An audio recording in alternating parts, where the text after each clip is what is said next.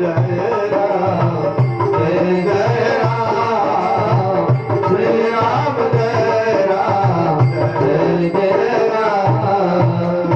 भगवान ने कहा अचल करो तन राखो प्राणा, आप प्राण रखना चाहते हो तो मैं जीवित कर देता हूँ।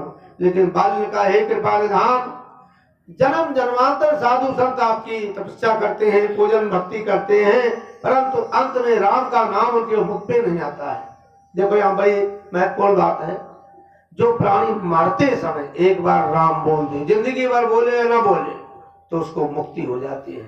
लेकिन जब जिंदगी भर बोलोगे नहीं तो मरते समय राम निकलेगा ही नहीं। कहोगे राम कहने को करो तो वैसे तो आम आएगा, क्योंकि मुख में दांत ही नहीं रह जाएंगे। तो राम आम, आम कहोगे तो आम नहीं पाओगे भाई ना। तो इसलिए पहले से अभ्यास रखो, हैबिट रखो, उसकी स्वभाव बनाओ। जन्म जन्म मुनि जतन कराही, अंत राम कहीं आवत नहीं। अंत में आपका नाम नहीं आता है और आप तो मेरे सम्मुख खड़े हो। ममलोचन गो चर सोयावा, बहुरी की प्रभु रस बने बनावा। ममलोचन गो चर सोयावा, बहुरी की प्रभु रस बने बनावा। ऐसा अवसर दोबारा मिलने को नहीं रहा मेरे से, इसलिए हे नाथ अब तो मैं यही चाहता हूँ कि आपके समक्ष शरीर को त्याग कर दूं। और उसी समय अंगद जी आ गए, अंगद का हाथ लेकर के भगवान श्री राम जी के हाथों में सौंप दिया है। राम चरण द्र प्रीत करी बाकी त्याग, सुमन बाल गिरत न जाए। जैसे हाथी के गलों की गले में माला आप डाल दो और माला कब गिर जाए हाथी को नहीं पता लगता है। हाथी को माला पहना दो, 1 नहीं 10 और पहना दो तो फर्क नहीं पड़ेगा, गिर जाए तो नहीं। ऐसे बाली ने जब प्राण त्याग किया है तो कोई पीड़ा कोई दर्द नहीं।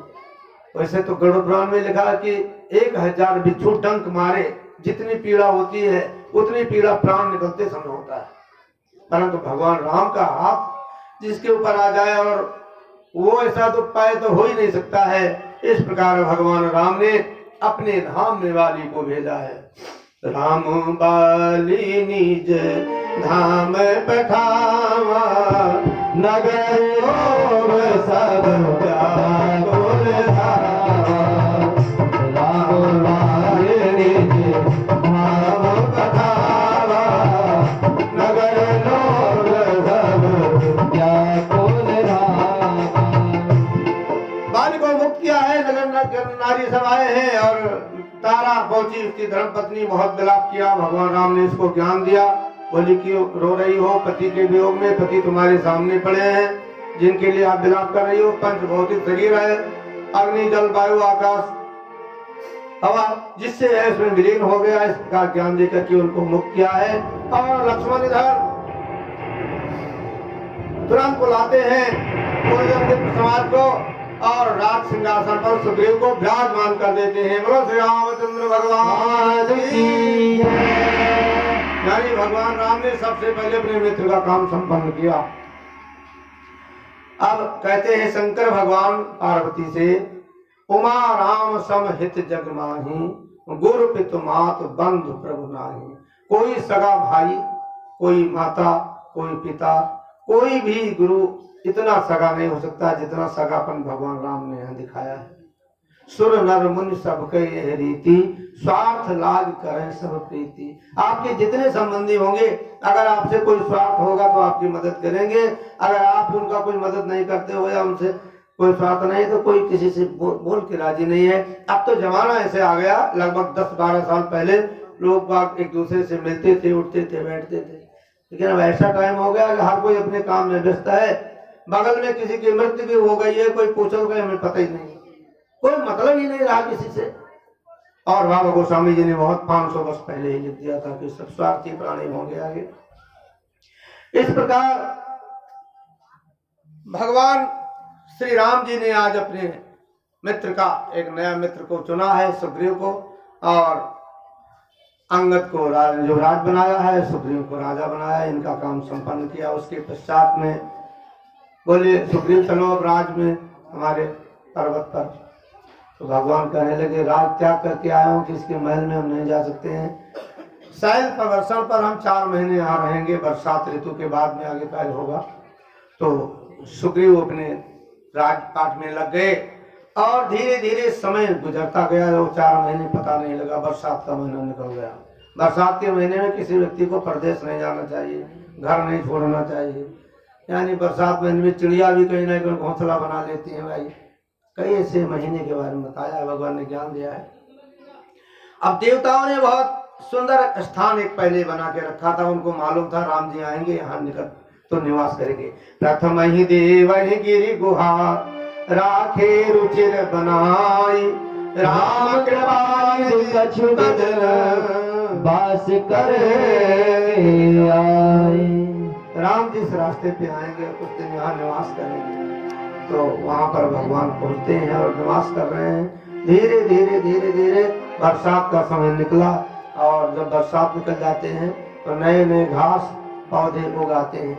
उनको देख करके भगवान लक्ष्मण से कहने लगे कि भैया लक्ष्मण, ये आकाश निर्मल हो गया है, सुंदर पवन बन बह रही है, पावन जल चारों तरफ दिख रहा है, ये शरद ऋतु आने वाली है और अभी तक हमने सीता की कोई खबर नहीं पाई।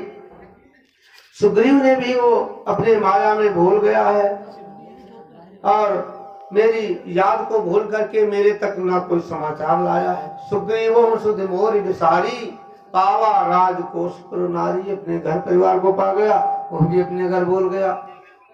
परंतु तुम एक जा करके एक सूचना मेरी पहुंचाओ वहां पे। जय सायक में मारा बाली ते सरहतव मूढ़ का काली।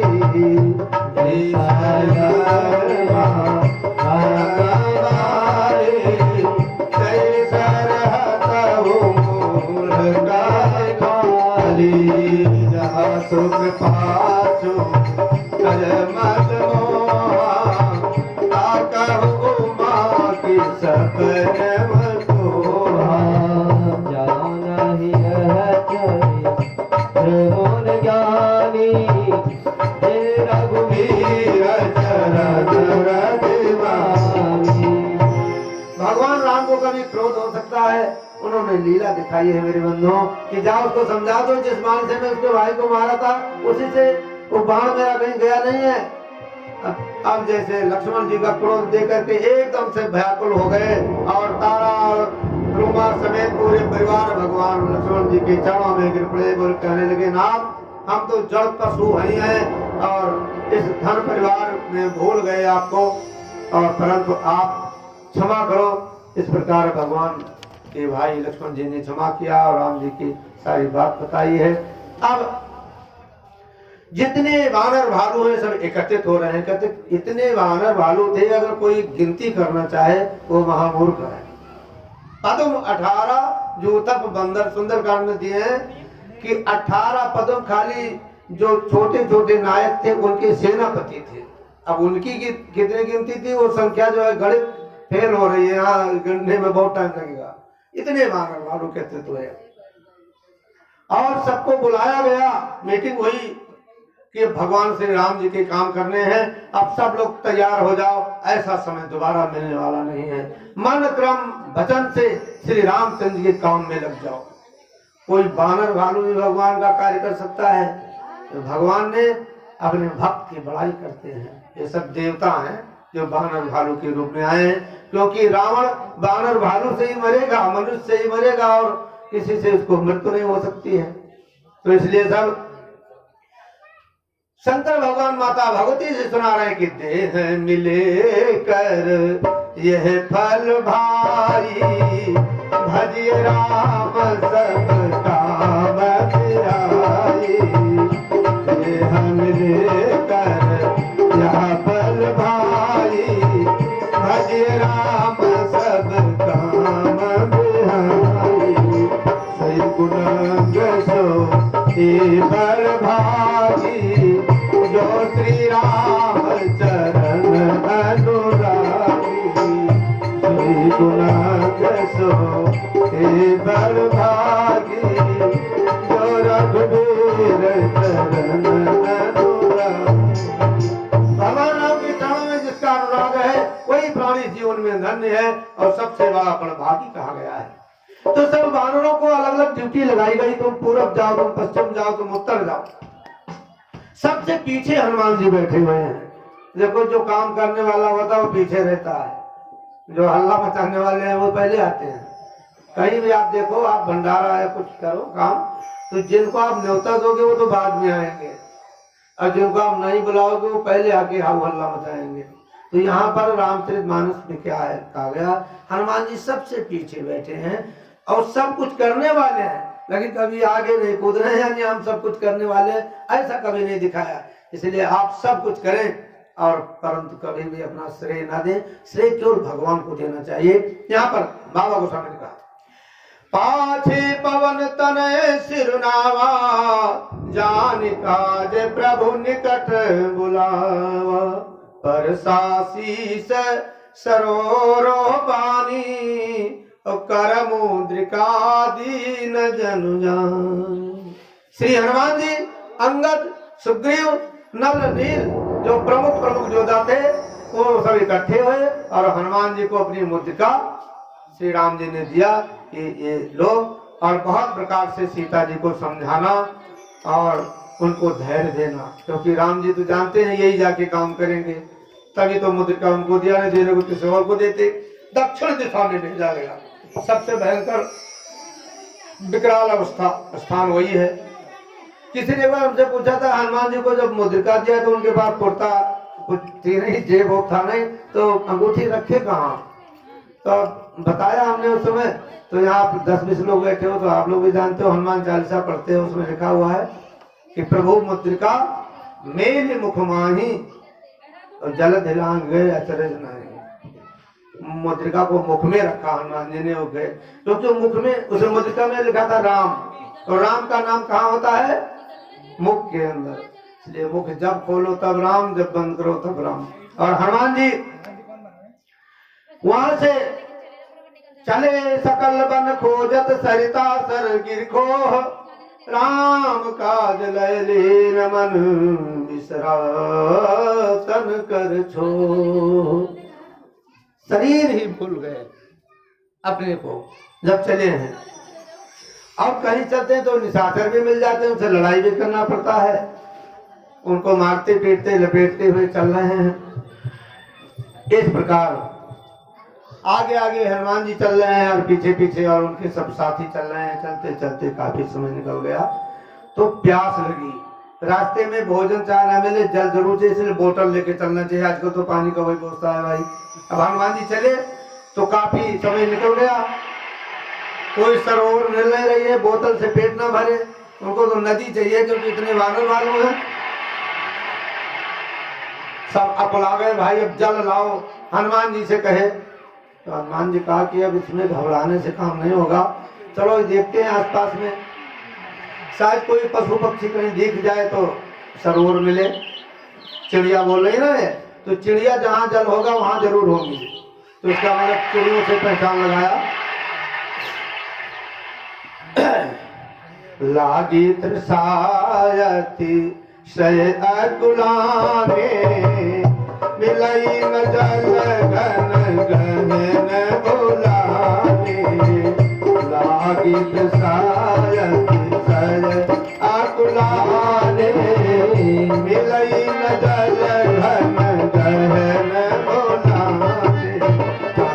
हनुमान हनुमान मत चाहत जल बिनु श्रम जान। हनुमान जी ने सोचा कि जल के बिना कैसे भाई, ये तो बड़ी मुश्किल हो जाएगी। इतने में चढ़कर शिखर पर देखा तो एक वहां पर हंस इत्यादि जो चिड़िया को देख करके हनुमान जी ने कहा, आ जाओ सब इधर। और आगे हनुमंत गए लीना पैठ विवर विलम्ब कीना। एक गुफा मिली, उसके अंदर सब घुस गए। और जब गुफा के अंदर गए भैया, देखा तो एक छोटा सा मंदिर है, एक स्त्री बड़ी सुंदर, वो ध्यान पूर्वक ध्यान में बैठी हुई है और उसके पास में एक बगीचा है, साथ में सरोवर बह रहा है, बहुत सुंदर। तो बानर भालू से पूजा पाठ नहीं, बोले चलो पहले पानी पीते हैं। खूब डुबकी लगाए और पानी पिए, पहले दिमाग ठंडा हुआ। और उसके पश्चात में वहां फल लगे थे, जैसे देख रहे हो, तो 2-4 फल उन्होंने तोड़ा, पहले बानरों ने फल खाया। मज्जन की न मधुर फल खाए, तासु निकट पुनि तब चले आए।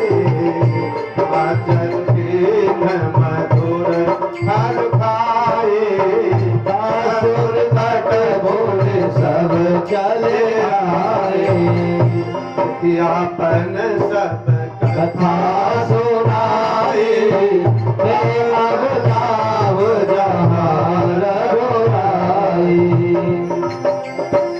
इस प्रकार जो है उस स्त्री को नमस्कार किया, तो उसने कहा पहले फल फूल खा के अपनी तृप्ति कर लो।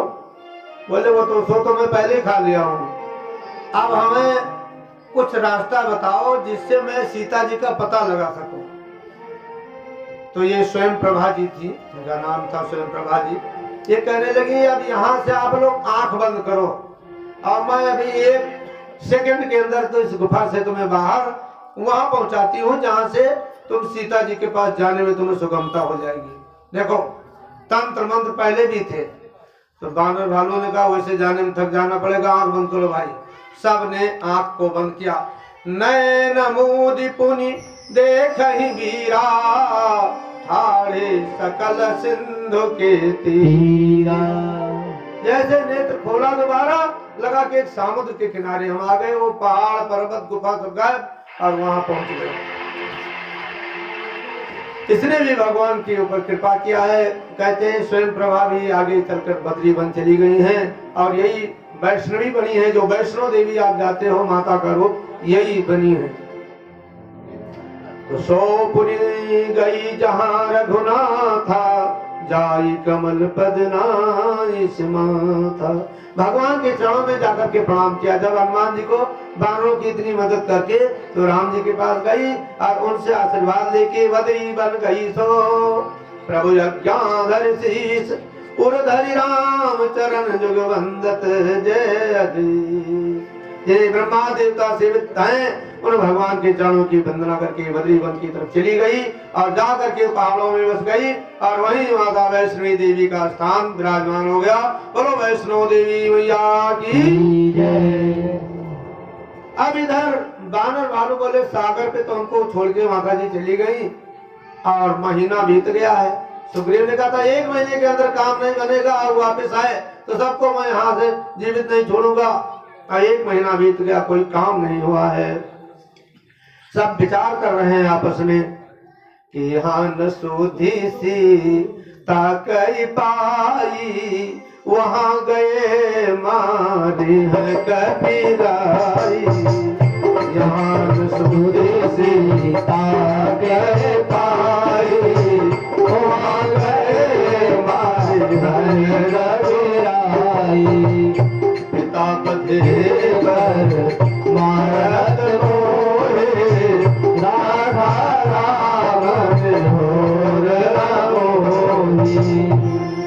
इस प्रकार जो है अगर हम वहां जाते हैं तो सुग्रीव ने छोड़ेंगे और यहाँ कुछ काम नहीं हो रहा है।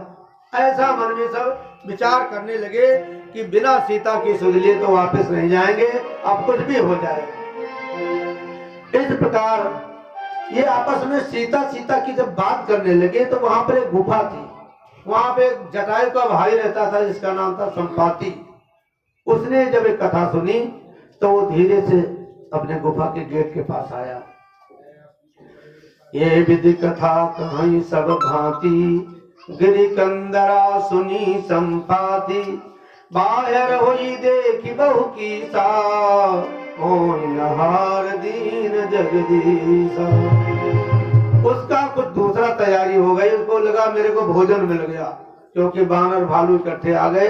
बहुत दिनों से उस गुफा में अकेले पड़ा था, भूख प्यास से तड़प रहा था। आज सबई कहूँ भक्षण करूं, दिन बहु चले आहार बिन मरूं। वो जटायु का भाई संपाति कहने लगा आज मैं सबको निकल जाऊंगा, बहुत दिन से मैं भूखा हूँ। और ब्रह्मा ने एक ही बार हमको भेज दिया भोजन। ये सुन करके सब बानर भालू और भयभीत हो गए, डर गए। जामवंत ने सोच करने लगे क्या ऐसा हो सकता है। उसी समय अंगद ने कहा कि धन्य है जटायु, एक गीध ने इतना मदद किया है और दूसरा गीध हमें खाने को तैयार बैठा है। जैसे जटायु का नाम लिया तैसे उसे लगा ये तो कोई मेरा भाई का संदेश लेके आया है, और तुरंत उससे गेट से बाहर आ गया। राम काज कारण तनु त्यागी, हरिपुर गयौ परम बड़ भागी। राम काज के लिए उसने शरीर को त्याग दिया है, और जटायु का जैसे नाम लिया वो संपाति बाहर आया और उन्हें अभय किया। बोलो आप लोग डरो मत, क्या आपने जटायु को जानते हो? बोले हाँ जानते नहीं है, उनके क्रियाक्रम करके हम लोग आ रहे हैं। क्या हुआ जटायु को, सारी बात बताइए। तो बोले हमें सबसे पहले तो ले चलो नदी के निकट में, मैं अपने भाई के नाम से थोड़ा तर्पण कर दूं। मोह ले जाओ सिंधु तट देव तिलांजलि उतार, बचन सहाय करवै तेहो घोर उतारे। हम अपने भाई के नाम से तिलांजलि दे दूं और तुम्हें कुछ मदद जरूर करूंगा। तो इस प्रकार वहां ले गए और उसको तिलांजलि इत्यादि दिया। अब कहने लगे भैया हे संपाति तुम कौन हो, अपनी बात तो बताओ, तुम्हें उठा के मैं ले जा रहा हूं, तुम्हारे पंख भी नहीं है। वो अपने मन सारी जीवन की बात बहुत जल्दी बताया कि मैं दो भाई थे, हम और जटायु दोनों सगे भाई थे। एक बार हम दोनों में बहस हुई कि दोनों में बलवान कौन है। चलो सूर्य नारायण के पास उड़ के चलते हैं, जो सबसे पहले पहुंचेगा समझो वही बलवान है। अब सूर्य नारायण के निकट जाते जाते भारी जवानी में हमें बड़ा होश नहीं था, हम निकट चले तो हम तो आंच लगा तो वापस चले आए, जटायु चला आया, लेकिन मैं नहीं माना, मैं तो मिलके ही आऊंगा। और आगे बढ़े तो जलकर वहीं बस पंखे सब जल गए।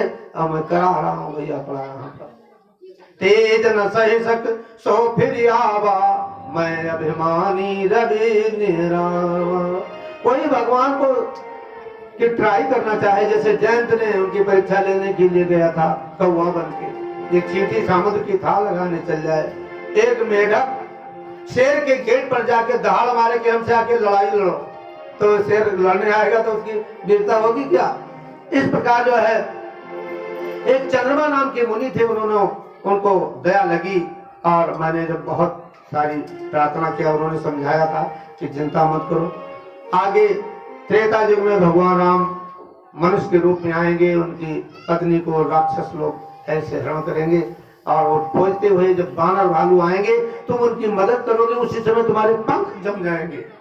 अब देखो त्रेता युग की बात है और आपका दर्शन करते मेरे पंख जम रहे हैं। एक पंख आए, दो पंख आए, धीरे धीरे संपाति के सारे पंख निकल आए। ये आश्चर्य की बात है। तो बहुत प्रसन्न हुआ और कहने लगा कि मैं सीता जी को देख रहा हूं और आप लोग नहीं देख पा रहे। गीध की नजर बड़ी तेज होती है।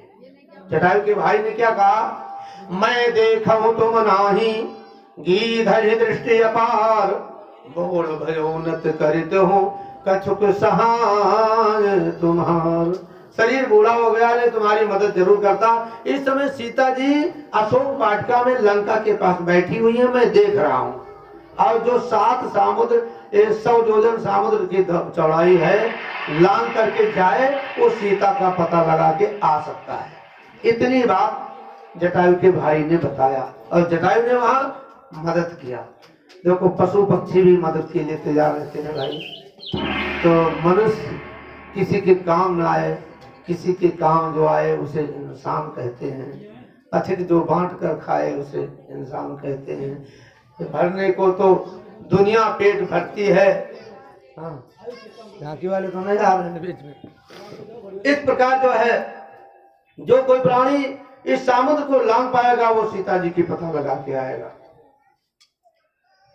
पापी हो जाकर नाम सुमिरहि, अति अपार भव सागर तरहि। पापी हो जाकर नाम सुमिरहि, अति अपार भव सागर तरहि।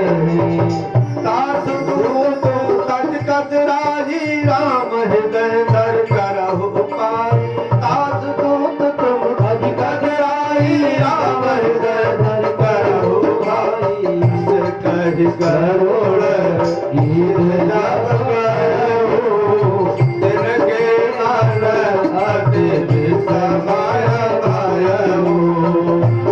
राज मन सब काहू माथा आय जाय कर संशय राखा।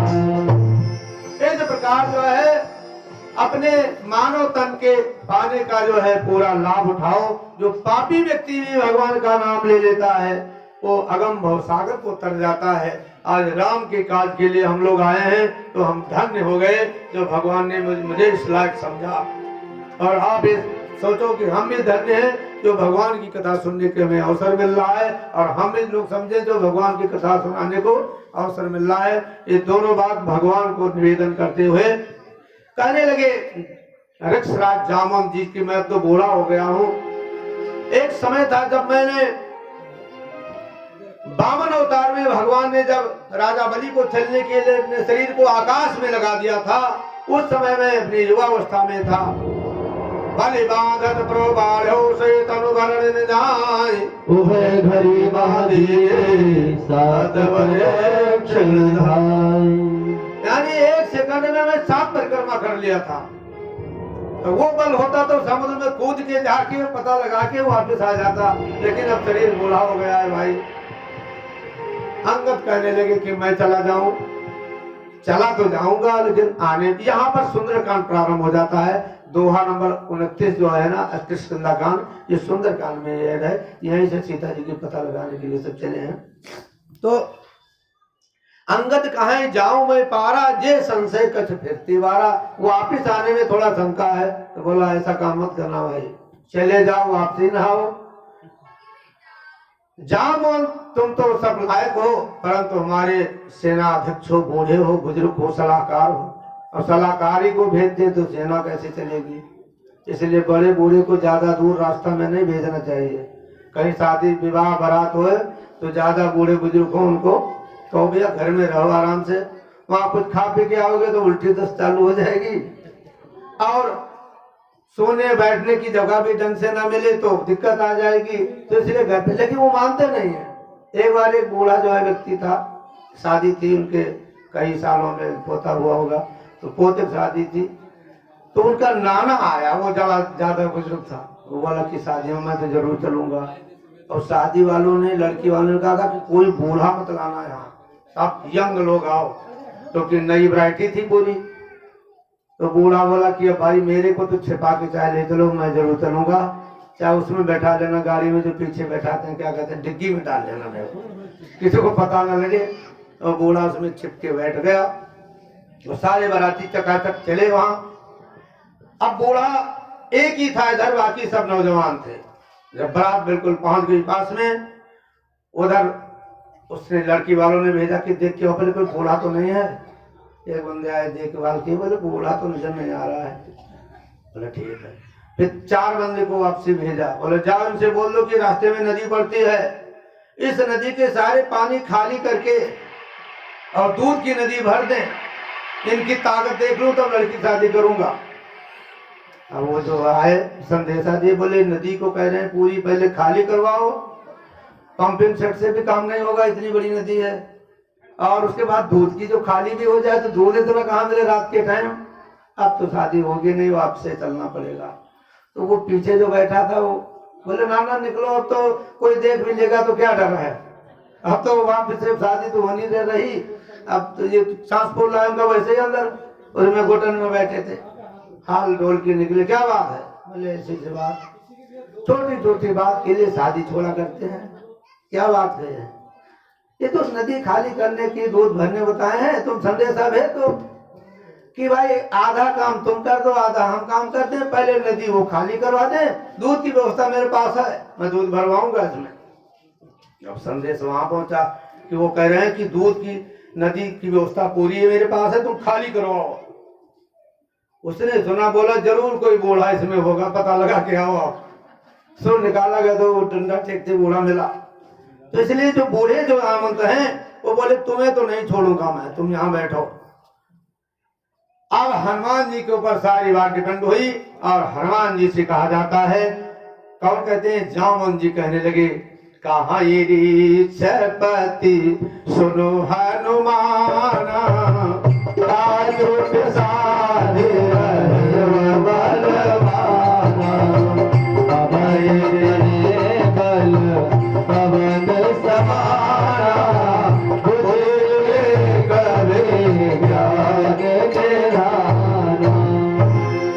आप चुप्पी मारे बैठे हो भाई, राम के काम के लिए तुम्हारा अवतार हुआ है और तुम जो है पीछे बैठे हो। जैसे राम का नाम लिया, राम काज लगी तब अवतारा, सुनता ही भयो पर्वताकारा। ये राम का काज करने के लिए हनुमान जी ने इतना बढ़ गए कि आकाश में शरीर लग गया। बोल बजरंग